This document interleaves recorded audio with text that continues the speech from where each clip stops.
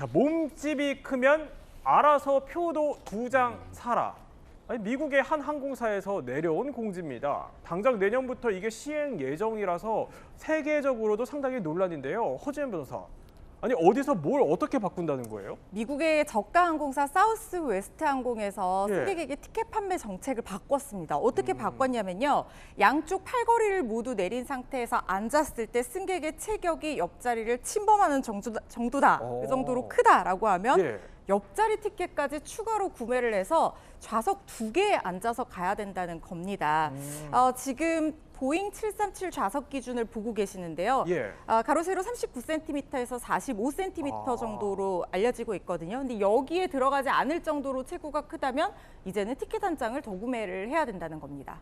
이남희 기자, 미국에서 여행 많이 다녀봤잖아요. 많이 다녔죠. 성수기에는 비행기 자리 하나 구하기도 하늘의 별 따기인데, 아니 그러면 어떡해요? 그러니까 이번에 바뀐 정책으로 적용을 한다면은 이분이 그 자기 자리뿐만 아니라 추가 좌석을 더 구매하지 않았을 경우는 아예 비행기를 못 타게 되는 겁니다. 그래요? 왜냐하면 이거는 의무 조항이거든요. 그래서 사전에 좌석 추가로 안 샀고 또 해당 항공편이 만석이라면은 다른 항공편을 이용해야 되는 상황인 겁니다. 그러니까 쉽게 말하면 팔걸이를 넘냐 안 넘냐 이 기준이라는 건데, 그러다 보니까 미국 인권단체들은요, 자 이렇게 해당 정책 때문에 비행 자체를 포기하는 승객이 생길 수 있다 지적하기도 했습니다. My body isn't the problem, the system is. When you're forced to buy 2 seats or squeeze into a space that wasn't designed for your body, it's not just inconvenient, it's dehumanizing. 근데 허준 변호사, 저희가 알아보니까 이 항공사가 그동안에는 비만 승객에게 자 저렇게 왼쪽처럼 추가 좌석을 무료로 줬었다고 하더라고요. 근데 이거를 이제는 사라고 오른쪽처럼 의무 규정을 만들어 버린 겁니다.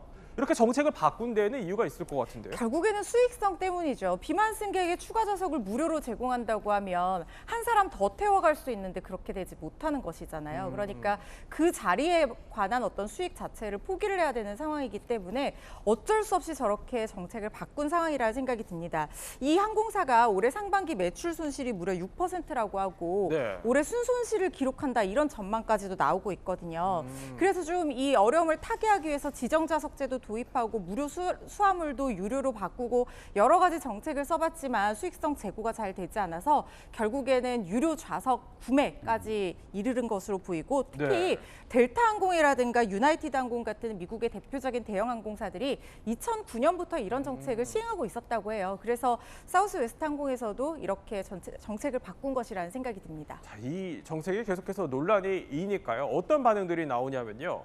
이런 반응들이 나옵니다. 뭐 비만에 대한 차별이다. 옆자리를 넘어오면 그 불편함을 원래 당해봐야지 알 수 있다라면서 갑론을박이 붙고 있는 건데요. 이종호 평론가는 개인적으로 뭐가 더 합리적인 판단이라고 보십니까?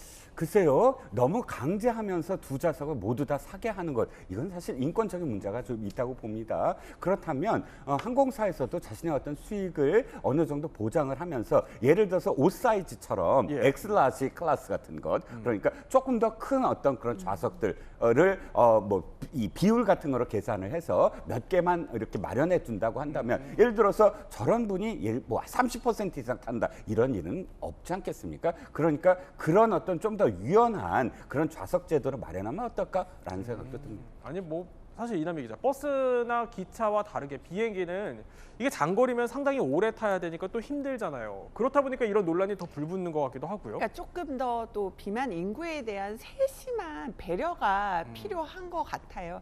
결국은 앞으로 비행기를 만든다면은 좌석도 조금 더 모든 좌석을 좀 넓게 만든다던가 그래서 좀 인구 어떤 체형이나 이런 것도 변하기 때문에 그런 변화도 좀 고려해서 만들어야 되지 않을까 싶네요. 자, 저희가 영상 하나 보여드리겠습니다. 올해 초에요. 한 여성이 저렇게 공항에서 피켓 시위를 하고 있습니다. 시애틀 공항이 우리의 권리를 침해하고 있다 이런 내용인데 미국 여행 인플루언서입니다. 근데 비만이라서 탑승을 거절당했다 이런 후기에 이제 반발을 하면서 시위를 하는 거죠.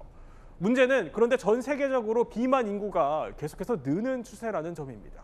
이러면 이런 국제사회 흐름 속에서 우리가 좀 현명하게 풀 수 있는 방법은 없을까요?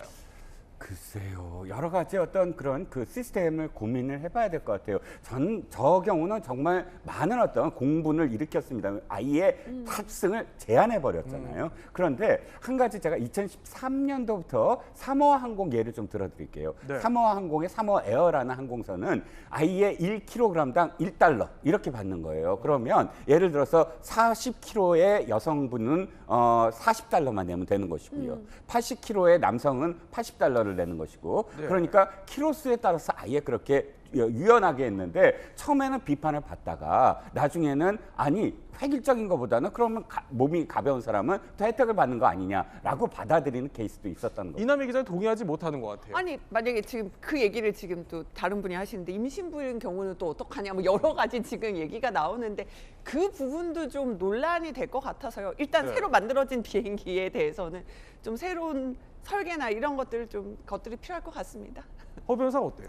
근데 저는 지금 이코노미 좌석이 우리 체격에 비해서 너무 좁게 설계된 것은 아닌가 하는 생각이 들어요. 사실 예전에는 이런 문제들 많이 지적이 됐었거든요. 예. 그러니까 이코노미 좌석이 처음 비행기 좌석에 도입될 때 그 설계됐을 때하고 지금 우리 현대인의 체구 자체나 체형 자체가 너무 변화가 컸다는 거예요. 예. 그러다 보니까 사실 비만인 사람이 아니라 키가 크고 다리가 긴 뭐 체격이 큰 남성 같은 경우에도 비만이 아닌데도 불구하고 이코노미 좌석에서 장거리 비행을 했을 때 이른바 우리 뭐 비행 오래 했을 때 뭐 혈액순환 안 되고 이런 건강상 문제가 생기는 그런 질환들을 겪게 될 우려가 있다고 하잖아요. 제트래그라고 해서.